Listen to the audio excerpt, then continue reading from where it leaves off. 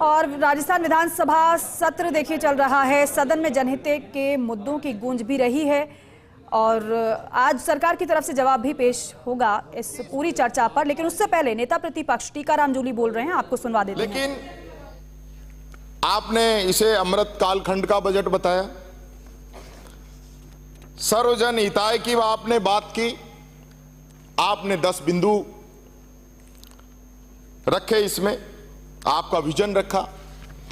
मुझे बड़ा दुख हुआ, मैं आपकी प्रायोरिटी देख रहा था कि आपकी प्रायोरिटी क्या है, प्राथमिकता क्या है।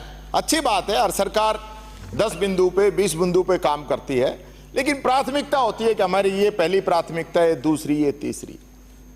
आपकी पहली प्राथमिकता, दूसरी प्राथमिकता, तीसरी प्राथमिकता आप देखेंगे तो कहीं इसमें बड़े उद्योगपति, कहीं बड़ी इंडस्ट्री, कहीं हवाई जहाज वाले, कहीं हेलीकॉप्टर वाले, कहीं हाईवेज, ये सारी बातें आपने लिखी। लेकिन मैं तो फिर भी धन्यवाद देता हूं कि आपने गरीब को 9वें नंबर पे रखा, गरीब को, और 10वें नंबर पे जिसकी आवश्यकता आज पूरे राजस्थान को है, और सबसे पहले अगर कहीं है तो भरतपुर को है, हमारी कानून व्यवस्था की, गुड गवर्नेंस की, उस गुड गवर्नेंस को आपने 10वें नंबर पे रखा है वित्त मंत्री जी। इससे ज्यादा मैं क्या कह सकता हूं। जो आपका विजन है वो 9वें और 10वें नंबर पे नजर आ गया, और यही अंतर है आपकी सोच में और हमारी सोच में। हमारी सोच गांधी जी के सिद्धांतों पे चलने वाली है। हमारी सोच किस प्रकार से गरीब का, मजदूर का भला हो, उस पे चलने वाली है। और आपकी सोच किस प्रकार से अमीरों का भला हो, इसको लेके चलने वाली। एक तरफ ये लोग कहते हैं कि ये जो टम्पुओं में अडानी अंबानी का धन जा रहा है, ये कांग्रेस के पास जा रहा है। और मुझे बड़ा दुख है अध्यक्ष जी कि हमारे देश के प्रधानमंत्री जो अपने परिवार की शादी में शरीक नहीं होते हैं, इस देश के किसी गरीब के, विधवा की बच्ची के या किसी मजदूर के बच्चे की शादी में शामिल नहीं होते हैं, और वो जिस पे आरोप लगाते हैं उसके बच्चे की शादी में शामिल होते हैं। दुर्भाग्य है इस देश का। क्या विजन है इन लोगों का? विजन क्या है?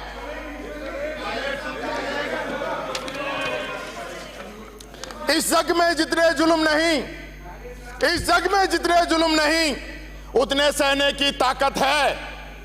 तानों के शोर शराबे में सच कहने की ताकत है। मैं सागर से भी गहरा हूं, मैं सागर से भी गहरा हूं। तुम कितने कंकड़ फेंकोगे, तुम मुझको कब तक रोकोगे, तुम मुझको कब तक रोकोगे। मुझे बड़ा दुख हुआ कि सदन के अंदर एक माननीय सदस्य ने गांधी जी को लेकर एक टिप्पणी की। मैं पूछना चाहता हूं, गांधी जी की जीवनी में या सावरकर जी की जीवनी में, किस जीवनी में यह लिखा है? जिस गांधी जी की मुलाकात लंदन में 1909 के अंदर सावरकर जी से हुई, किसी मुद्दे पे दोनों इकट्ठा हुए, दोनों के मत अलग अलग थे, दोनों के मत अलग थे। गोपाल जी बैठिए। सावरकर ने मांसाहार का समर्थन किया और गांधी जी ने शाकाहार का समर्थन किया। किन बातों को लेकर आप चर्चा करते हैं? सिर्फ गांधी जी की फोटो लगाने से गांधी जी के विचार ग्रहण नहीं कर सकते, यह बात आपको समझनी पड़ेगी। यह बात मैं कहना चाहता हूं। मैं जिक्र करना चाहूंगा हमारी सरकार के कामों की। माननीय अध्यक्ष जी, याद दिलाना चाहूंगा जब माही डैम बन रहा था, जब माही डैम बनाने की कल्पना साकार हुई, उसमें मुख्यमंत्री जी का खुद का गांव, खुद का घर भी उस डैम के अंदर आ रहा था। अपनी मिट्टी से, अपने मकान से, अपने गांव से किसे प्यार नहीं होता? कौन उसको छोड़ना चाहता है? लेकिन मुख्यमंत्री जी ने कहा कि मेरे लिए प्रदेश जरूरी है। उन्होंने माही डैम बनवाया और आज माही डैम पूरे हमारे राजस्थान का एक जो हिस्सा आज जो सबसे हरा भरा है, उसकी अगर नींव कहीं से डली है तो वो हमारे समय से डली। मैं कहना चाहूंगा इसी प्रकार से हमने इंदिरा गांधी नहर हम लेके आए। आज इंदिरा गांधी नहर ने राजस्थान को नया जीवन दिया है, राजस्थान को नई उन्नति, नई तरक्की दी है। आप ईआरसीपी की बात करते हो। ईआरसीपी की बात किसने शुरू की? किसकी योजना है? किसकी घोषणा है? बीजेपी की। बीजेपी की घोषणा है।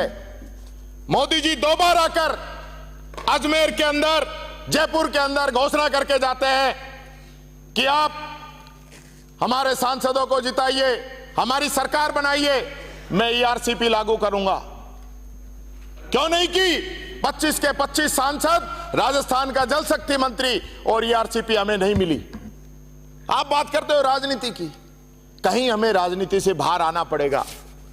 ईआरसीपी का प्रोजेक्ट हमने शुरू किया। माननीय वित्त मंत्री जी, आपने जो 9,500 करोड़ की जो बात कही है, उसकी निविदा हमारे समय में निकली है। नवनेरा बांध बन चुका है, इसरदा बनने वाला एकदम कंप्लीट है। आपने किया है क्या? बता दीजिए। सिर्फ झूठी वाई लेना, झूठी वाई लेना, पीठ थपथपाना, उससे फायदा नहीं होगा। अभी हमारे अलवर से आने वाले माननीय सदस्य कह रहे थे कि अलवर में हम लोगों ने गुलदस्ते लिए। मैं समझता हूं, महाराज जी को जाना तो दिल्ली था, आप यहां ले आए, अब क्या करें? वो गुलदस्ते लेने सदन के नेता खुद रामगढ़ के अंदर गए हैं, स्वागत करवाया है कि हम ईआरसीपी पीकीसी लेके आए। अच्छी बात है, लेके आइए, मैंने भी अनुरोध किया, आप पूरा कीजिए। लेकिन एमओयू तो हमें बताइए। 6 महीने हो गए, एमओयू सदन पे नहीं आया। आप एमओयू दिखाने से क्यों डरते हैं? ऐसा क्या है एमओयू के अंदर कि जो आप राजस्थान की जनता के सामने लाने से डर रहे हैं? आप इसलिए डर रहे हैं कि आपने राजस्थान के हितों को मध्य प्रदेश के आगे गिरवी रख दिया। जो राजस्थान का पानी आना था, उससे आधे हिस्से में आप एमओयू करके आ गए, इसलिए आप एमओयू रखने से डर रहे हैं। आप बात करते हो हम इंडस्ट्री को पानी देंगे, आप बात करते हो हम किसान को सिंचाई के लिए पानी देंगे, पीने के लिए भी पानी पूरा नहीं होगा। ये मैं आपसे कहना चाहता हूं, आप बता देना आपके जवाब के अंदर, जवाब दें। यह बात हमें समझनी पड़ेगी।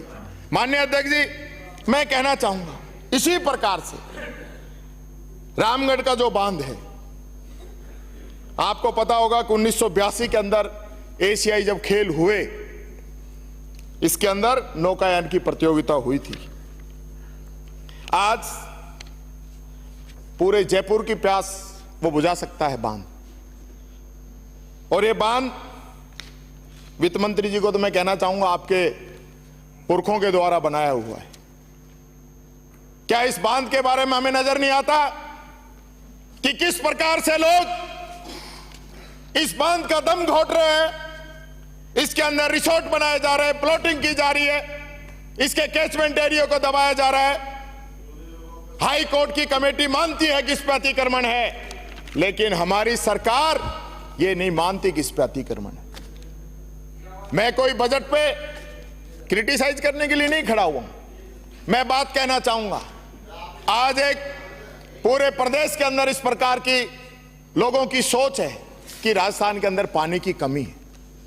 हम सब भी यही मानते हैं, लेकिन मैं कहना चाहूंगा राजस्थान के अंदर हर साल लगभग 170 बिलियन मीट्रिक क्यूब बरसात होती है, और जितनी हमको जरूरत है उससे डबल होती है। यह आश्चर्य का विषय है। हमारे पास पानी है, बरसात होती है, लेकिन हम उसको सहेज नहीं पाते। हमारा पानी या तो अन्य प्रदेशों के अंदर बह के चला जाता है, या जो हमारे बांध हैं जिनमें हमने उनको स्टोरेज किया है, वहां से वो वाष्प बन के पानी उड़ जाता है। क्या हमने सोचा है कि इस पानी को किस प्रकार से बचाएं?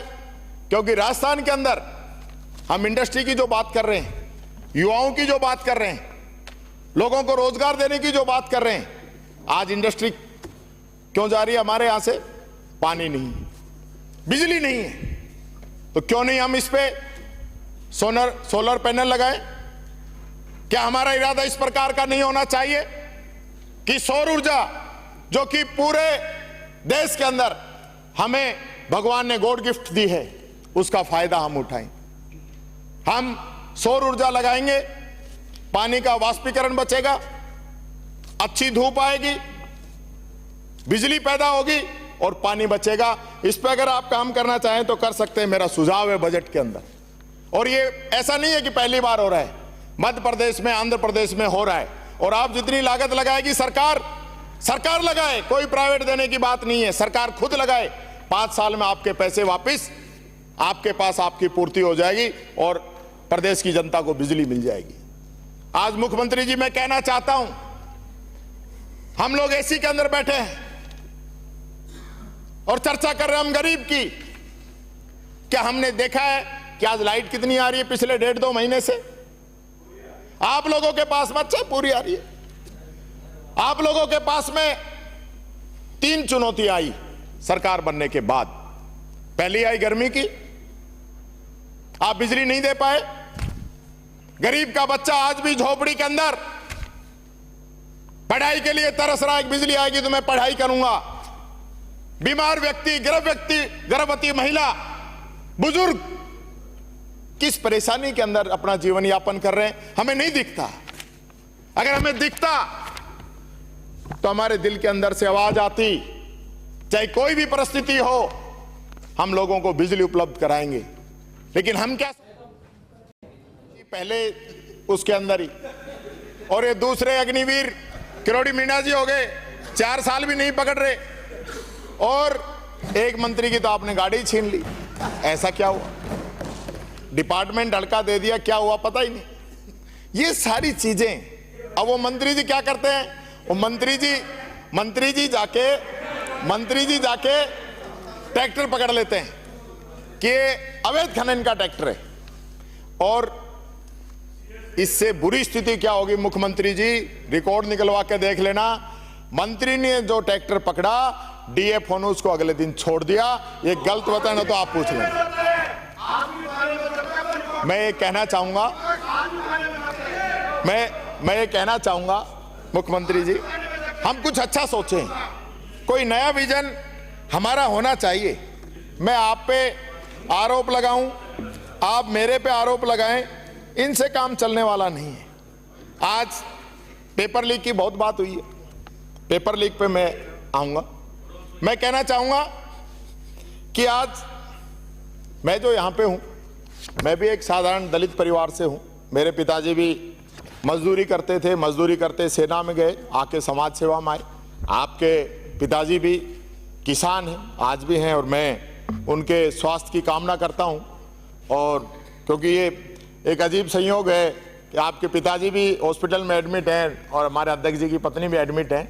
मैं पूरे सदन की तरफ से भगवान से प्रार्थना करता हूं कि जल्द से जल्द स्वस्थ होके वापस लौटे।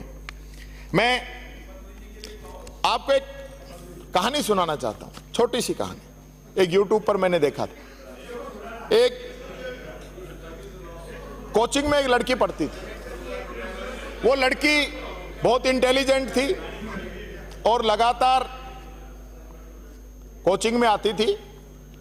लेकिन एक दिन वो जब बच्ची आई तो उसके बाल कटे हुए थे, क्योंकि हमारे समाज के अंदर लड़कियां बाल नहीं कटवाती। उसके टीचर ने पूछा कि बेटा ऐसा क्या हुआ कि आपने जो बाल कटवा लिए?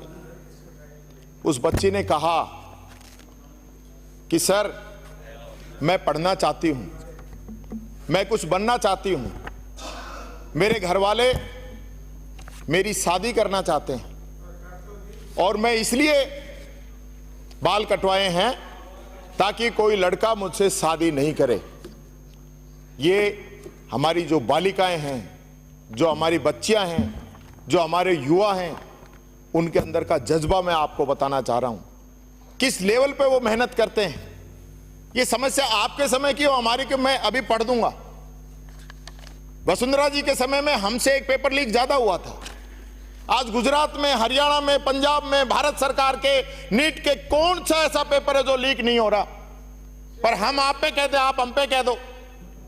इससे रिजल्ट क्या निकलेगा? क्या हम सब लोग यहां पे जो चुन के आते हैं कोई इस प्रकार का प्लान नहीं बना सकते कि भविष्य में पेपर लीक नहीं हो? कानून चाहिए, हमने बनाया, देश के अंदर सबसे मजबूत कानून राजस्थान ने बनाया। पेपर लीक करने वालों को आजीवन कारावास, 10 करोड़ का जुर्माना, सरकारी कर्मचारी उसमें लिप्त हो तो नौकरी से बर्खास्त। पूरे देश में सबसे पहला कानून हमने बनाया, भारत सरकार ने बनाया। राजस्थान के मुकाबले 10% है, लेकिन हम इस चीज पे कोई किसी पर आरोप लगा दे, कोई किसी पर आरोप लगा दे। हमने भी 150 लोगों को अरेस्ट किया, आपने भी 100-150 लोगों को अरेस्ट किया। ये जो माफिया है, अपन क्या है, अपन मछलियों को पकड़ रहे हैं और मगरमच्छ जो है खुले घूम रहे हैं। इस दिशा में अपने को काम करने की जरूरत है। हम सब लोग मिलके यही विजन है भारतीय जनता पार्टी के लोगों का, और यही आपका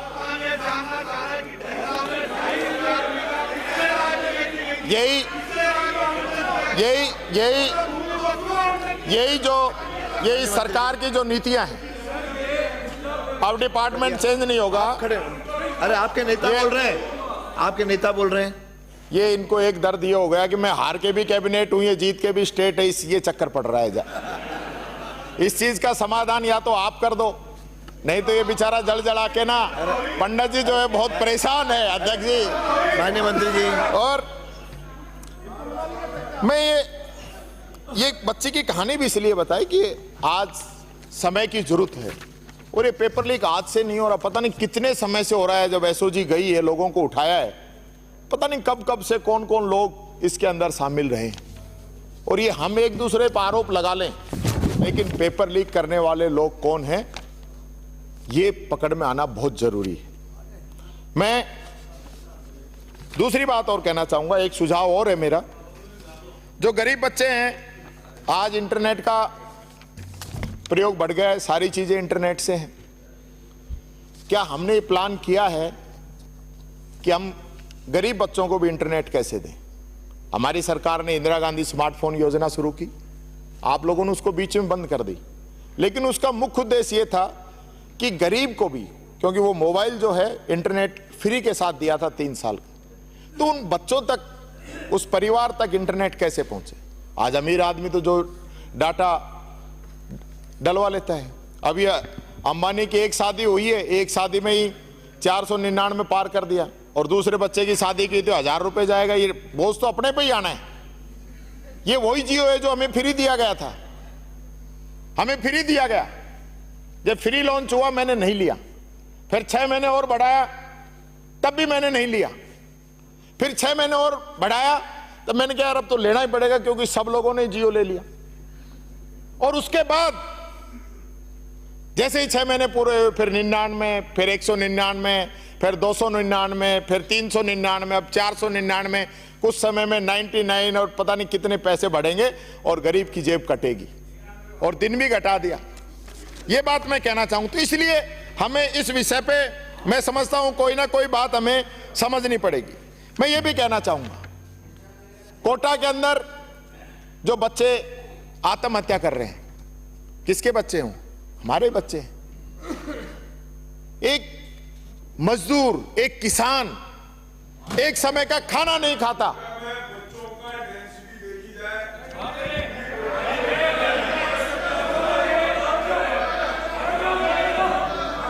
आज बैठिए। आज जिस प्रकार से माननीय सदस्य, जिस प्रकार से रोजाना कोई ऐसा दिन जाता नहीं जब कोटा के अंदर कोई ना कोई बच्चा सुसाइड नहीं करे, तो हम किस दिशा की ओर जा रहे हैं? हम किस दिशा की ओर जा रहे हैं? अरे आज ये हमें समझना पड़ेगा। अरे माननीय सदस्य, आप माननीय सदस्य, आज जिस प्रकार से कोचिंग संस्थाओं ने उसको व्यवसाय बना लिया और व्यवसाय भी नहीं। जब तक शरीर के अंदर खून की आखिरी बूंद नहीं रह जाए तब तक वो उस बच्चे को निचोड़ना चाहते हैं, उसके अभिभावकों को निचोड़ना चाहते हैं। तो क्या सरकार इस पे कानून नहीं बना सकती कि जिस प्रकार से कोचिंग मैं देख रहा था साउथ के अंदर, तमिलनाडु के अंदर बैन करने का इरादा सरकार ने कर लिया है, तो क्या राजस्थान सरकार इतनी सक्षम नहीं है कि खुद इस प्रकार का मॉडल बनाए कि ये जो मगरमच्छ बैठे हैं, जो लूट रहे जनता को और बच्चों पे जो फालतू का जो लोड पड़ रहा है, प्रेशर पड़ रहा है, उस उन बच्चों को बाहर निकाला जा सके? इस दिशा में कोई चर्चा नहीं होनी चाहिए? हम लोग नहीं करना चाहते क्योंकि कुछ लोग मिले हुए हैं जो चाहते नहीं एक धंधा बंद हो। गरीब का बच्चा किस प्रकार से अच्छी एजुकेशन ग्रहण कर सकता है, हमने तय किया। उसके लिए इंग्लिश मीडियम स्कूल हमने दिए, हमने कॉलेजें खोली, हमने उन बच्चों को विदेश पढ़ने की व्यवस्था की। आज किस प्रकार से जो व्यवस्था यहां पे की जा रही है हमें समझना पड़ेगा। मैं तो एक बात पूछ रहा हूं कि मुझे रहजनों से गिला नहीं, तेरी रहबरी का सवाल है। तू इधर उधर की बात न कर, तू ये बता काफिला क्यों लुटा, 25 से 14 पे क्यों आए, 25 से 14 पे क्यों आए, इसका भी जवाब दे देना। ये जो बातें कर रहे हो ना, ये जनता एक एक दिन का हिसाब लेगी आप लोगों से, किस प्रकार से यहां के आप जनता के गाढ़े खून पसीने की कमाई पे यहां ऐश कर रहे हैं और जनता की आवाज उठती है, जनता का जो मुद्दा उठता है उस पर आप समर्थन नहीं करते हैं। इस राजस्थान की जनता आप लोगों से पूछेगी। मैं कहना चाहूंगा, नो ग्रीन एक्सप्रेस हाईवे की बात की गई है, बहुत बड़ा, कालीचरण जी बहुत बड़ा जब पढ़ा गया तो मैं भी सन रह गया, क्या है इसके लिए बजट कितना है, 30 करोड़ रुपए। कब आएगा?